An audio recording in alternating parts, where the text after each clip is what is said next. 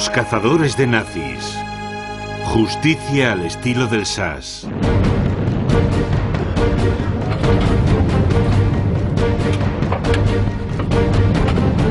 En octubre de 1944, más de 30 soldados del SAS quedaron bloqueados en el este de Francia.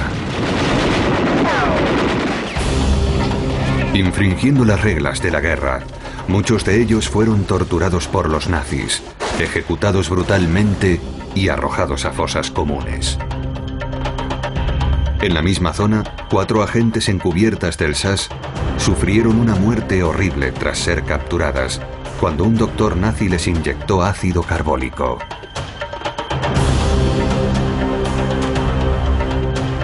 Tras la guerra, el oficial de inteligencia del SAS, Bill Backworth, recibió el encargo de averiguar qué había pasado con los soldados desaparecidos.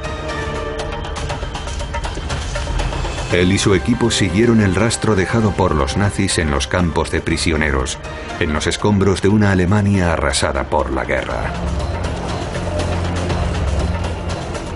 No nos movió un afán de venganza. Teníamos un trabajo que hacer, y ese trabajo era llevar a aquellas personas ante la justicia. Cuando Vera Atkins, otra cazadora de nazis, apareció en busca de sus chicas de las operaciones especiales, Backworth la ayudó a localizar al cruel doctor que las había asesinado. Juntos llevarían ante el juez a aquellos criminales de guerra.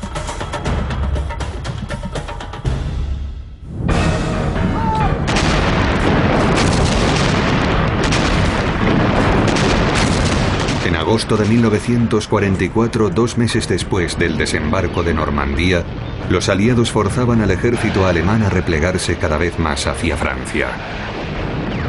El tercer ejército, liderado por el general George Patton, estaba dando a los alemanes una buena dosis de su Blitzkrieg, su guerra relámpago.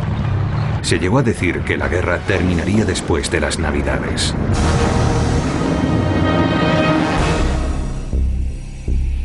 Se esperaba que los alemanes se hicieran fuertes en la boscosa zona de las montañas de los Vosgos, la última frontera natural antes de llegar al Rin. Para desbaratar las defensas alemanas, los aliados enviaron a las fuerzas especiales británicas, los SAS. Haciendo honor a su lema, quien se atreve, gana, los SAS se habían ganado en los desiertos del norte de África la reputación de ser letales. Sus unidades móviles, muy preparadas, causaban estragos tras las líneas enemigas. Justo lo que hacía falta en las montañas de los Vosgos. La operación implicaba a cerca de 100 agentes durante un tiempo estimado de 2 a 3 semanas. En una primera fase, se enviaría un reducido equipo cargado con suministros y munición para la resistencia francesa local. La noche del 12 de agosto, aquella avanzadilla se puso en marcha hacia la zona de Salto. Su misión era ponerse en contacto con los partisanos franceses y establecer un campamento base para los SAS.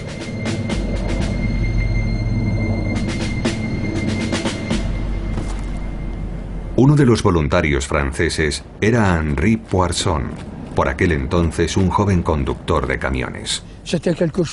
Aquello era algo inimaginable para nosotros.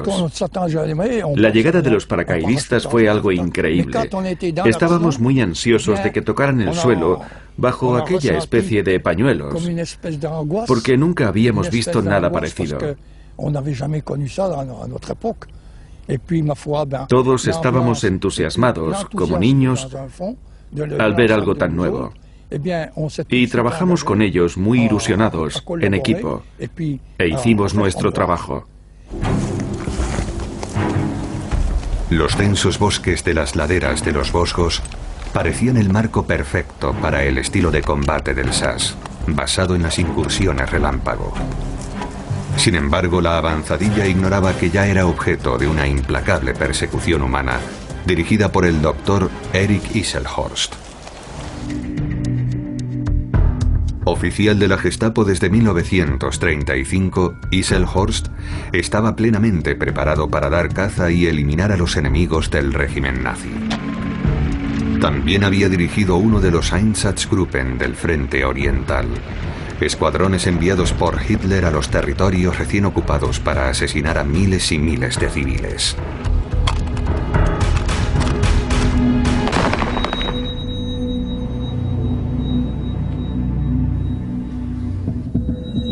Isselhorst era entonces líder de la Policía de Seguridad de la Frontera franco-alemana.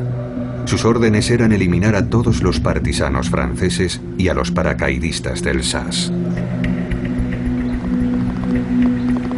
La operación recibió el nombre de Waldfest, fiesta en el bosque. En ella participarían la policía, el ejército y las fuerzas especiales de la Gestapo.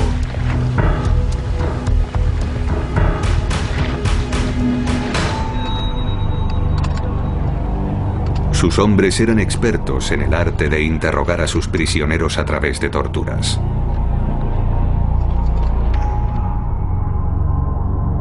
Uno de los comandantes más salvajes de la Gestapo fue el doctor Hans Dietrich Ernst, responsable del envío a Auschwitz de 800 judíos franceses. La base principal de la operación Waldfest fue el campo de seguridad de Schirmeck, a tan solo 24 kilómetros de la zona de salto del SAS.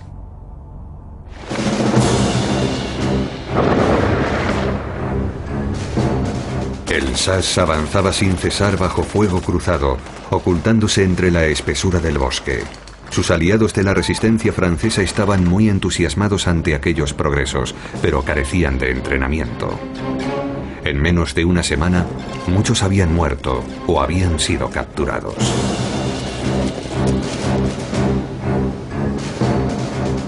El 17 de agosto, el SAS perdió a su primer hombre. Uno de los sargentos desapareció sin dejar rastro.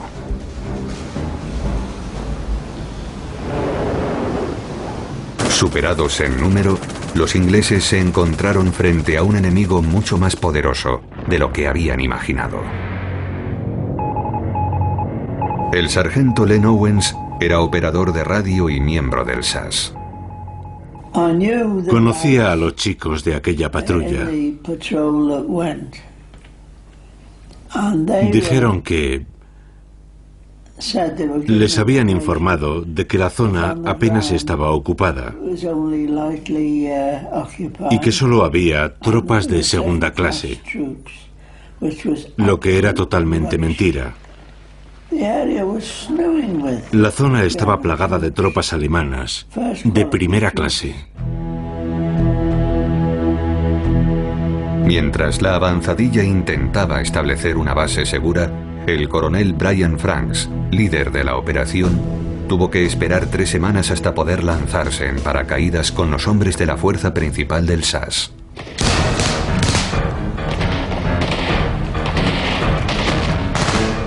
En un juego letal del gato y el ratón, Franks ordenó a sus hombres avanzar de campamento en campamento para esquivar a los escuadrones de la muerte del doctor Isselhorst. Desplegados en pequeños grupos, intentaron tender una emboscada a los transportes alemanes, pero muy pronto se vieron en dificultades. Una patrulla de 4 hombres no consiguió regresar, y otros 3 soldados desaparecieron en la zona de salto sin que nadie volviera a saber de ellos. En el frente principal occidental surgieron problemas. Caravanas con víveres como la del famoso Red Bull Express recorren toda Francia. Muchos de los convoyes transportan munición y un preciado combustible para los tanques de la avanzadilla de Patton. Pero los suministros aliados son cada vez más escasos y hasta los depósitos del Red Bull Express acaban agotándose. Patton debe detener su avance y no podrá alcanzar y neutralizar a las tropas alemanas que huyen en retirada.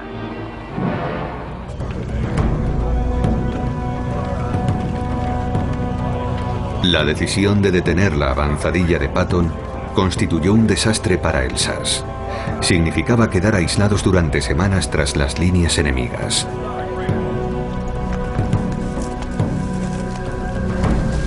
Aprovechando el retraso de las tropas de Patton, los alemanes envían más unidades armadas para abatir a los paracaidistas.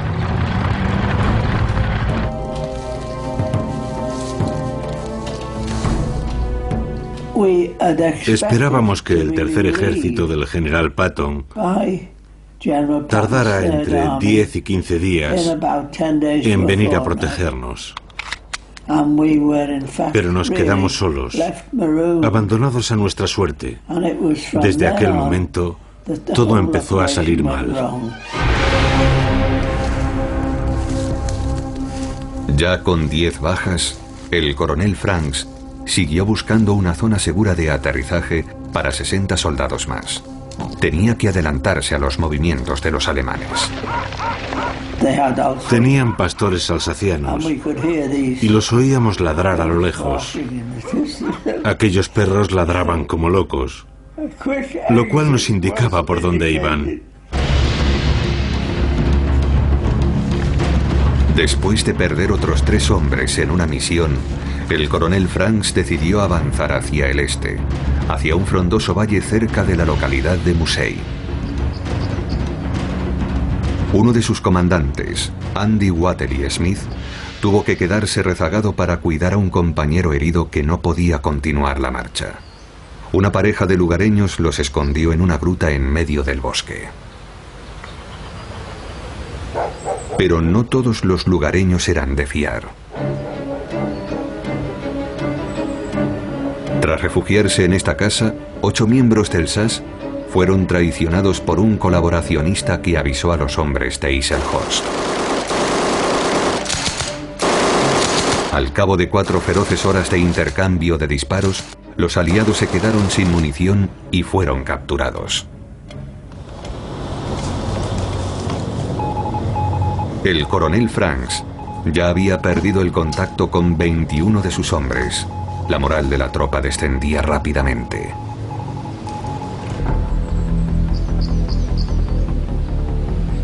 Pero entonces, una serie de osados descensos en paracaídas en esta pradera, muy cerca de Mousei, trajo a los restantes 60 hombres y a sus preciados jeeps.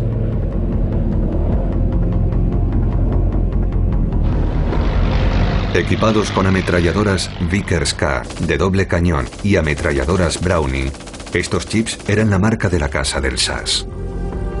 No tardaron en tender la primera emboscada a los convoyes alemanes que atravesaban las montañas.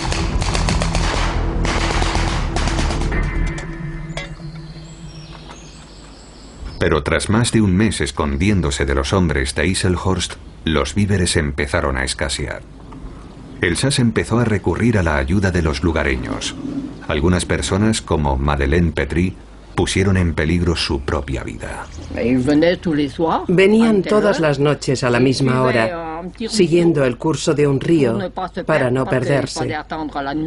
Tenían que esperar a que oscureciera porque los alemanes estaban allí en el castillo.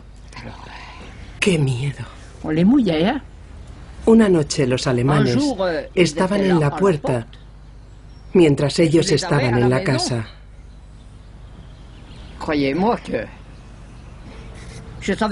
Yo no sabía qué hacer. Le dije a mi padre, los he escondido en la pocilga. Obligué a los ingleses a que se escondieran allí con el cerdo. Les metí tanta prisa que a uno se le cayó la metralleta en la sopa. Ahora me río al recordarlo. Pero eso fue lo que ocurrió. Pero aquello no era ningún chiste.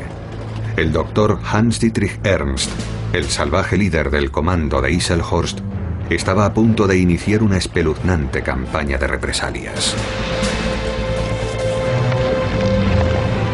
La mañana del 24 de septiembre, todos los hombres entre los 16 y los 60 años que se encontraban en Mousei fueron empujados hasta el centro del pueblo. El grupo del SAS observaba impotente desde el bosque.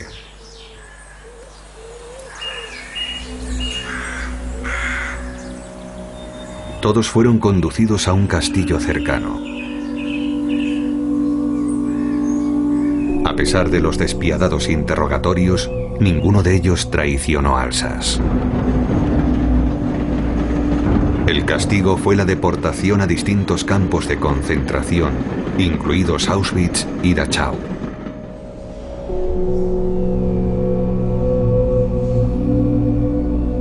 En total, cerca de 1000 hombres de los alrededores de Musei fueron deportados.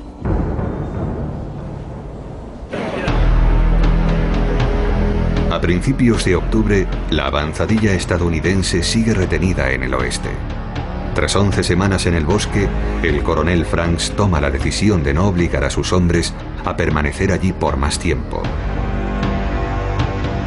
Aquello significaba abandonar a Watterly Smith y a su compañero, escondidos en su refugio de la montaña, así como a otros hombres todavía en servicio.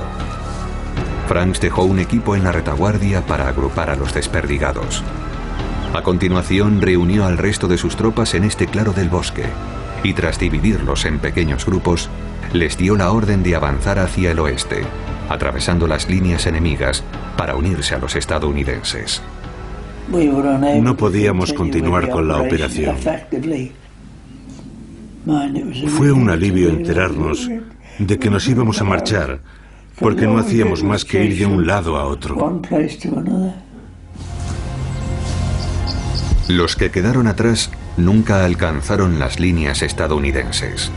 De los 100 hombres del grupo del coronel Franks, 32 miembros del SAS y un experto en comunicaciones fueron capturados o declarados desaparecidos. Franks tendría que esperar hasta el final de la guerra para descubrir si cayeron o no en manos de los asesinos de Isselhorst.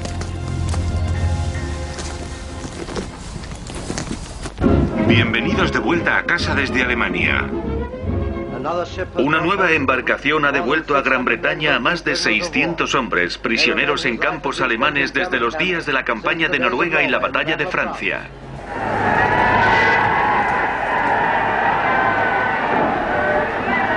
Para millones de personas, el final de la guerra fue un momento de celebración.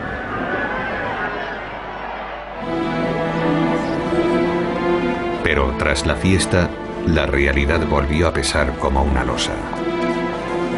Amigos, familiares y camaradas de los soldados desaparecidos en combate seguían preguntándose por su paradero.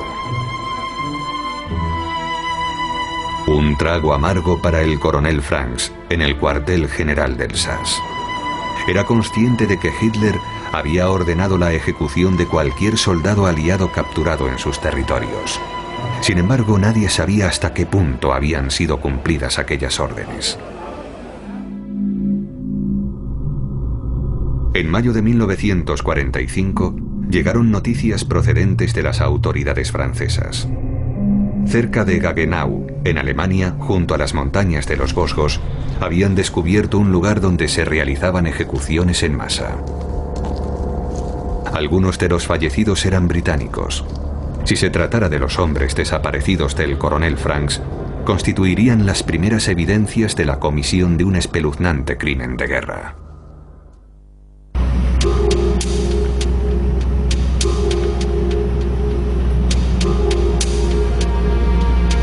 Franks escogió a Bill Backworth, un brillante aunque poco ortodoxo oficial de la inteligencia del SAS, para dirigir un equipo de investigación. Backworth hablaba alemán con fluidez, se desenvolvía en francés y le entusiasmaba la idea de ejercer de investigador militar.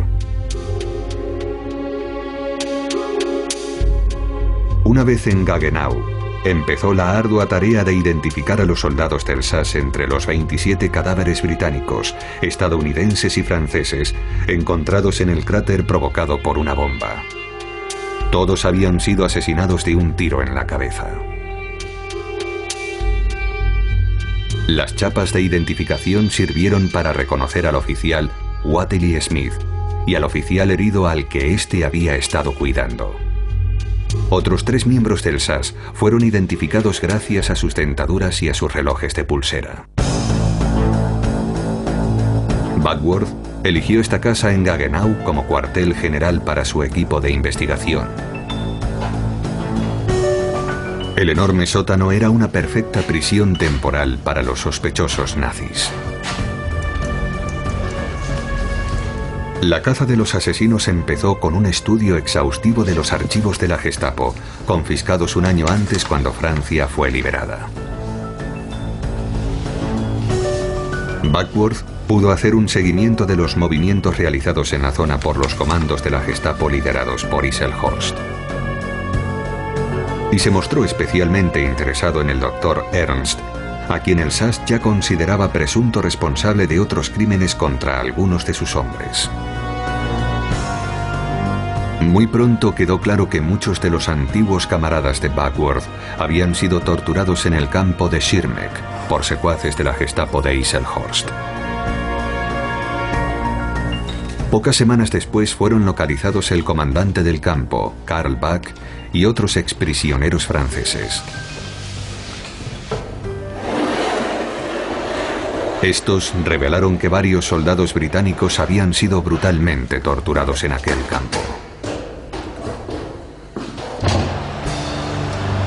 Salió entonces a la luz una historia truculenta.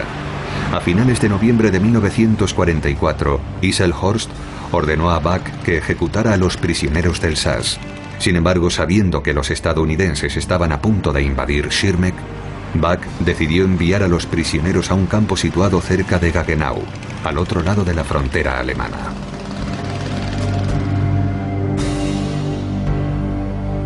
El 25 de noviembre, los oficiales del SAS, varios pilotos estadounidenses capturados y no pocos civiles franceses, fueron asesinados al borde de aquel cráter.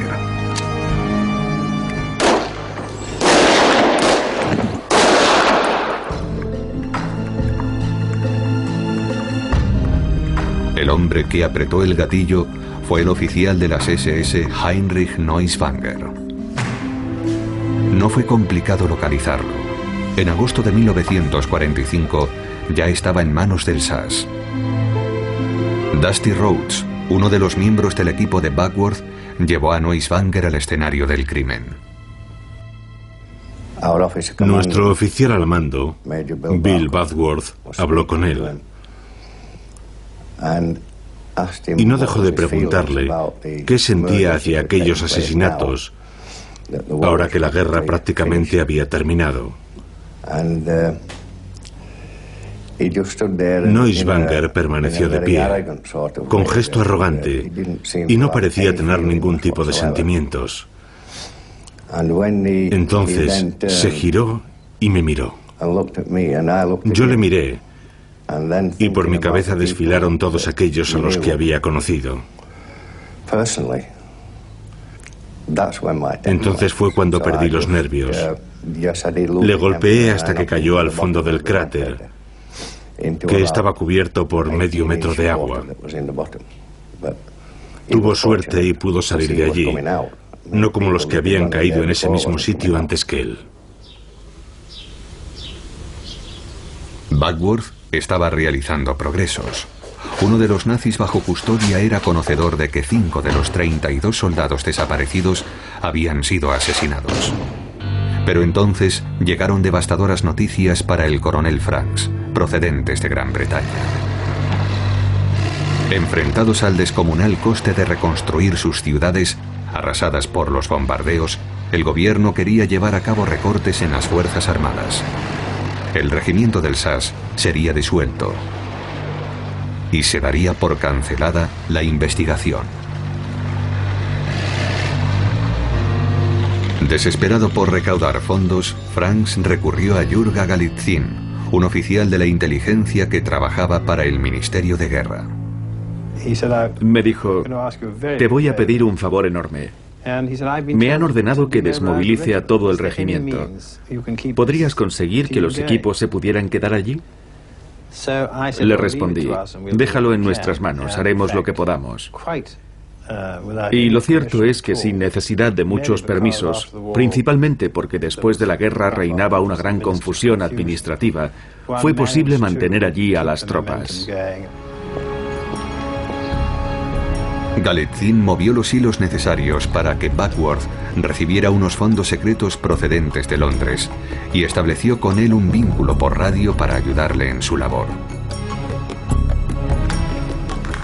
Backworth seguía buscando a 27 miembros del SAS y a un experto en comunicaciones. Ahora podría investigar la aparición en Musey, en la frontera con Francia, de varios cadáveres enterrados de hombres del SAS.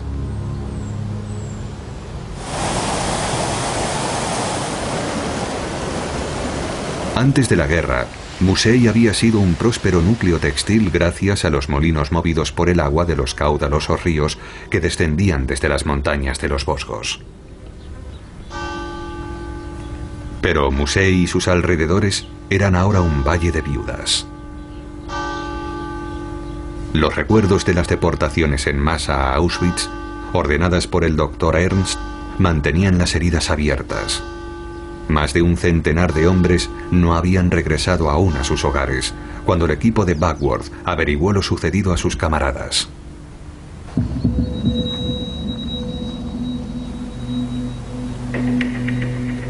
El cura local había enterrado en el cementerio del pueblo a 8 soldados del SAS y a un experto en comunicaciones. 3 de ellos habían muerto en combate. Varios testigos afirmaron que los otros 6 habían muerto a manos de los nazis. También indicaron el lugar exacto en el que los soldados Brown y Louis habían sido asesinados y posteriormente quemados. La mujer de un granjero había recibido órdenes de cerrar las contraventanas, pero pudo ver perfectamente la ejecución. El cuerpo del sargento Davis fue encontrado en los bosques, asesinado de un disparo a bocajarro, probablemente tras negarse a desvelar el emplazamiento del campo del SAS.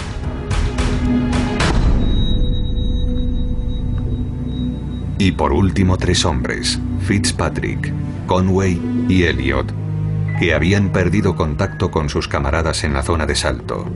Ellos también habían sido ejecutados por otro comando de la Gestapo que trabajaba para Erich Isselhorst.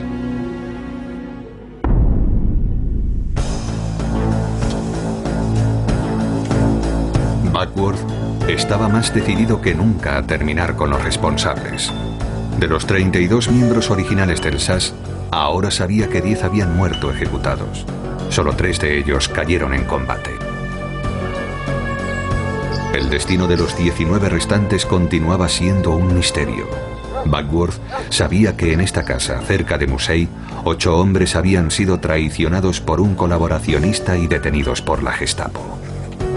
También descubrió que 8 de los hombres del equipo de retaguardia se habían refugiado en esta granja en las afueras de Musey y que habían permanecido en ella hasta mediados de octubre.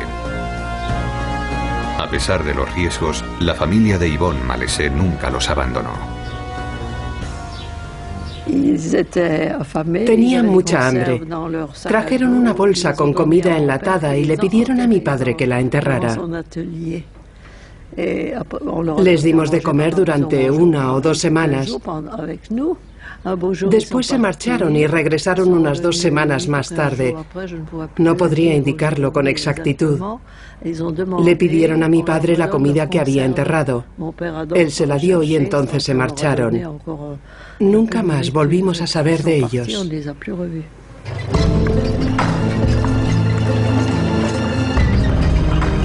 Las investigaciones desvelaron que los 8 hombres del SAS habían sido capturados por una unidad blindada alemana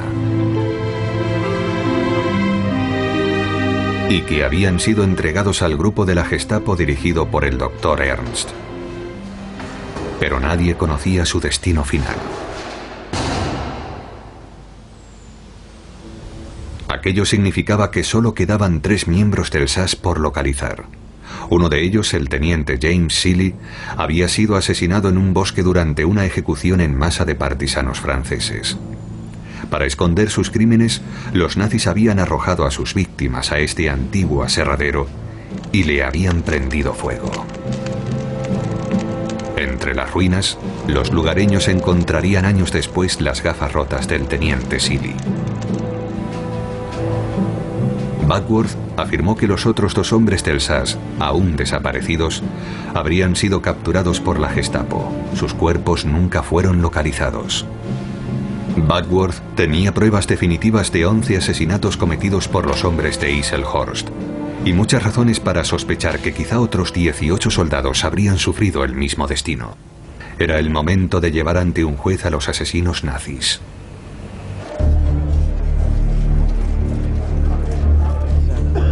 La búsqueda llevó a Backworth y a su equipo a los inmensos campos de prisioneros de guerra que existieron en Alemania tras el fin de la guerra.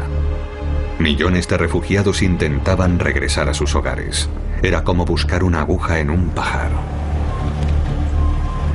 A esto se añadía la complicación de que Alemania estaba por aquel entonces dividida en distintas zonas, gestionadas por los británicos, los estadounidenses, los franceses y los rusos. Cada zona se regía por sus propias reglas y normativas. Backworth se negó a respetarlas, lo que le granjeó no pocos enemigos. Creo que lo veían como una persona poco ortodoxa. Una persona no capacitada para guardar el debido respeto al ejército y al sistema. Así que en cuanto les fue posible, no repararon en colocar piedras en su camino. En la zona británica se le tenía verdadera antipatía. Y hubo un tiempo en que incluso se le prohibió operar en la zona británica. Pero los hombres de Backworth no se detuvieron, ni siquiera tras descubrir que uno de los sospechosos trabajaba en el departamento jurídico estadounidense. Teníamos una fotografía de él. Un día, cuando subía por la calle, unos hombres lo detuvieron, lo subieron a un jeep y lo encarcelaron en Karlsruhe. Las fuerzas estadounidenses empezaron a buscar por todas partes a este suboficial que les habla, a Rhodes, acusándole de haber detenido a uno de sus hombres. Conseguí desaparecer durante un mes.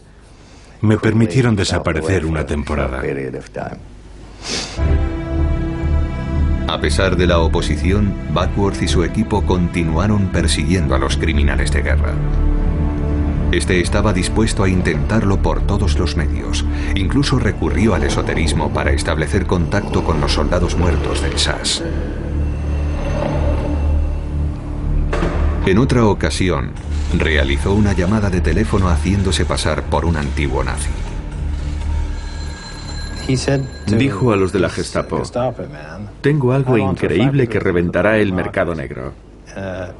Si nos vemos debajo del reloj de Colonia, tal día a medianoche, os cuento los detalles y compartimos los beneficios.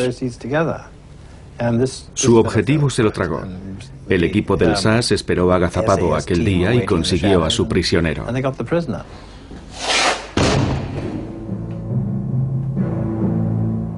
Ernst e Isselhorst seguían siendo esquivos, pero varios de sus subordinados no tardaron en caer en las manos de Backworth. Sus confesiones confirmaron sus peores temores.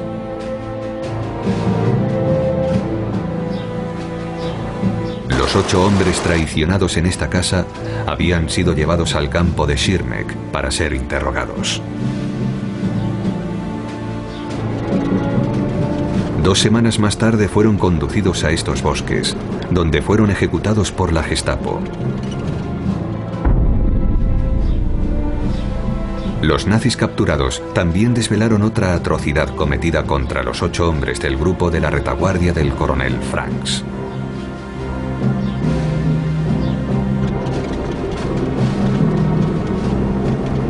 El grupo fue conducido hasta este camino forestal, donde había un pequeño terraplén. Allí habían excavado una tumba poco profunda. Un alemán llamado Geiger permaneció en lo alto del camino para vigilar que no bajara nadie. Los hombres del SAS fueron obligados a quitarse la ropa. A continuación, fueron empujados hasta lo alto del terraplén y asesinados de un disparo.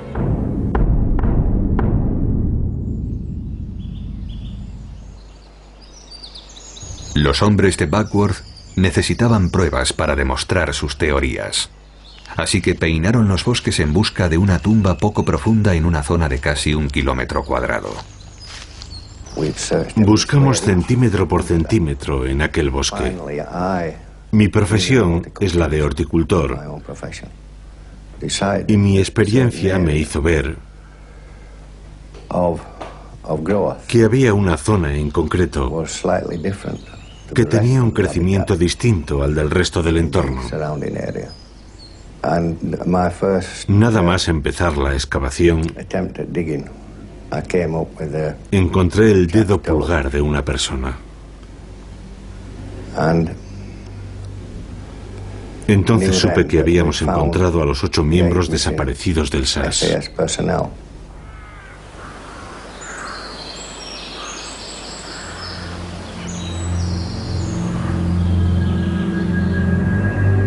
El equipo de Backworth elaboró su acusación contra los criminales de guerra nazis, pero la búsqueda de pruebas descubrió hechos aún más inquietantes.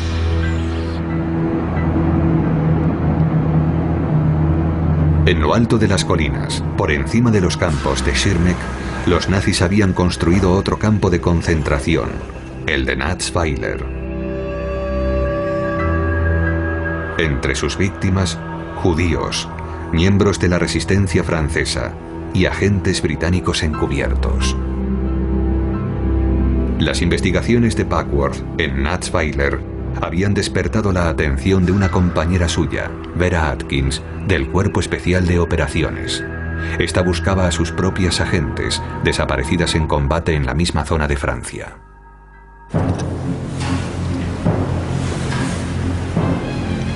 El Cuerpo Especial de Operaciones había sido creado por Winston Churchill con la misión de dignificar Europa. Los hombres y mujeres elegidos habían sido cuidadosamente seleccionados por su capacidad para trabajar encubiertos. Un intensivo programa de entrenamiento los convertía en expertos saboteadores. Su objetivo era crear redes de resistencia para acosar al ejército alemán. Sin embargo, el precio fue muy alto. 120 de estos agentes, introducidos secretamente en la Francia ocupada, nunca regresaron.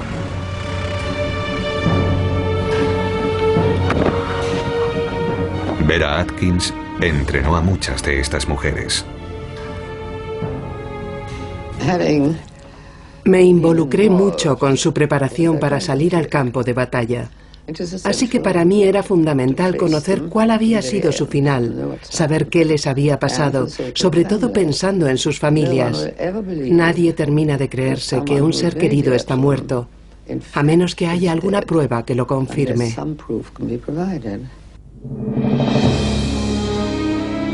Atkins sabía que 4 de sus agentes habían sido capturadas a principios de julio de 1944 y enviadas a un campo de concentración en el este de Francia. André Borel, la primera mujer en saltar sobre la Francia ocupada. Diana Rowden, esbelta, alta, con un lacito escocés en el pelo. Vera Lee, bajita, de cara ovalada. Y Sonia Olshanesky, una de las mejores, muy respetada. Una mujer muy valiente y eficaz.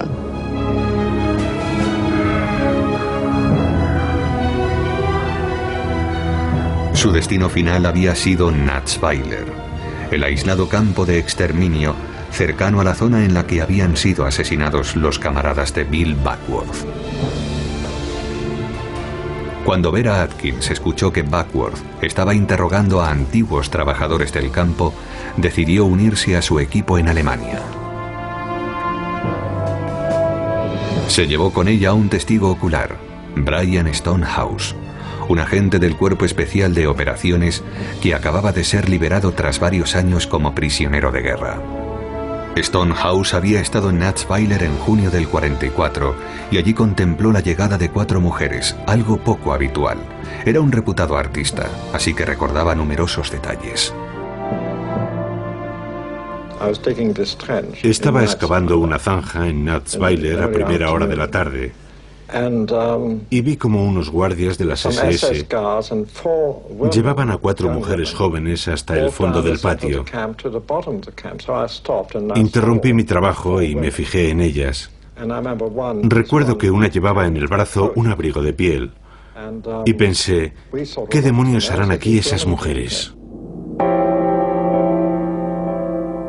La misma historia fue confirmada por otro interno del campo, Albert Geris, autor de una red de evasión para militares del Ejército del Aire derribados en territorio francés. Muy asombrado reconoció a una de las mujeres, André Borel, que había formado parte de aquella red. Empecé a gritar en inglés. Hola, ¿sois chicas inglesas? Y de repente apareció un rostro detrás de los barrotes de la ventana de la cárcel. Solo pude ver la cara de una chica que me dijo, sí, soy inglesa. Le pregunté qué hacía allí y entonces su rostro desapareció.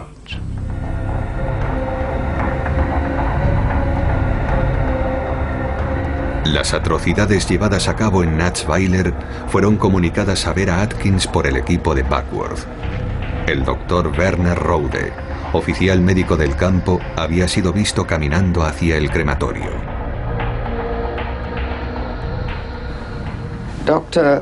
El doctor Rode tenía una pequeña oficina en el crematorio. Las chicas fueron llevadas a su consulta una por una y él les puso una inyección, probablemente una inyección letal. A las chicas les aseguraron que estaban siendo vacunadas contra el tifus, pero casi con total certeza, el doctor Rode inyectó en sus cuerpos una dosis de ácido carbólico. Era su inyección letal preferida. Cuando creyeron que habían muerto, fueron llevadas al crematorio, donde el ejecutor del campo, Peter Straub, esperaba para incinerar sus cuerpos. Los demás prisioneros vieron indicios claros de aquella cremación. Vimos una gran cantidad de llamas saliendo por la chimenea del crematorio, lo que significaba que la puerta del horno del crematorio había sido abierta y cerrada. Un asesinato múltiple espeluznante, pero lo que descubrieron los investigadores a continuación fue incluso más macabro. Cuando estaban introduciendo a una de las mujeres en el horno, esta recuperó la consciencia. Y en ese instante agarró a Straub y le arañó un lado de la cara. Straub no pudo deshacerse nunca de las marcas de las uñas de aquella joven. El salvaje ejecutor, Peter Straub, el hombre a cargo del crematorio, se encontraba ahora en lo más alto de la lista de perseguidos por Backworth. Sus hombres lo buscaron por toda Alemania, hasta dar finalmente con él en Mannheim. Subimos las escaleras y llamamos a la puerta. Nos abrió una joven. Peter Straub estaba en el salón, sentado en un sofá, fumándose un cigarro. Al ver que aquel hombre todavía tenía aquella cicatriz en la cara, decidimos detenerlo y encerrarlo en la cárcel. Posteriormente, y como era de esperar, él y muchos otros fueron acusados de crímenes de guerra. El médico que administró las inyecciones letales, Werner Rode, también fue localizado. A principios de 1946, los investigadores de Backworth habían realizado numerosas detenciones por toda la Alemania ocupada. Erich Kieselhorst, responsable de la salvaje persecución contra los hombres del SAS, y muchos de sus asesinos de la Gestapo se encontraban ahora bajo custodia. El único que no había aparecido era el Dr. Ernst. Ahora Ahora los cazadores de nazis podían solicitar justicia para sus camaradas asesinados.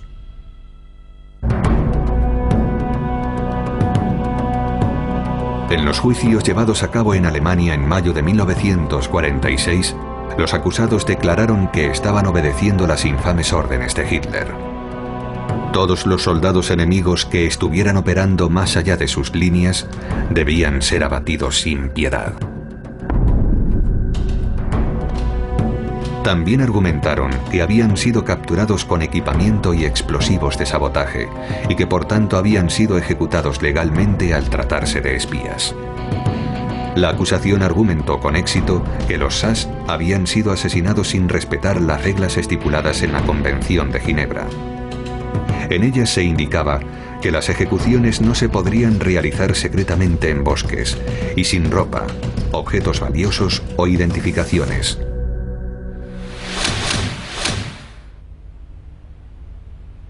El doctor Isselhorst, que había autorizado la ejecución de muchos de los hombres del SAS, fue condenado, entregado a los franceses y ejecutado por estos. La mayor parte de sus subordinados fueron encarcelados o condenados a muerte, incluido Heinrich Neuschwanger, quien había matado personalmente a 5 agentes del SAS.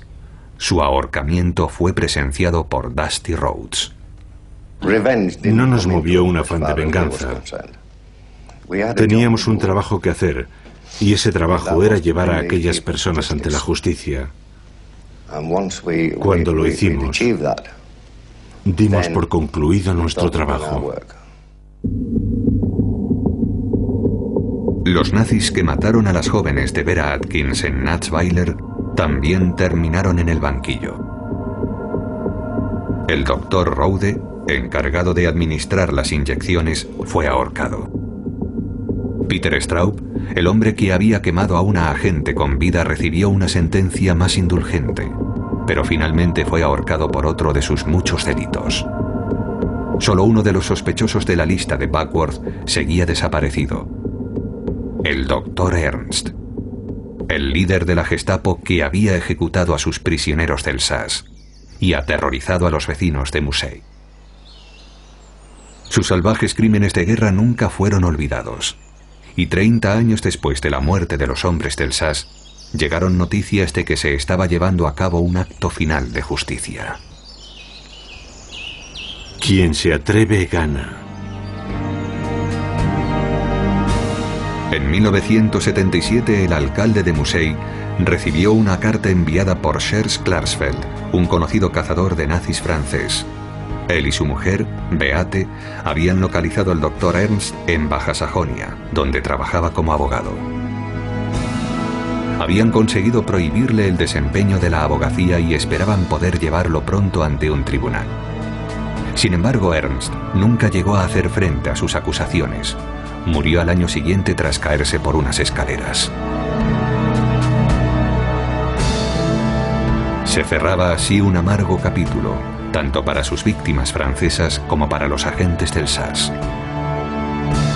Los cazadores de nazis liderados por Backworth llevaban mucho tiempo muertos, pero sus camaradas asesinados se habrían sentido orgullosos de su inquebrantable voluntad por lograr la justicia en su nombre.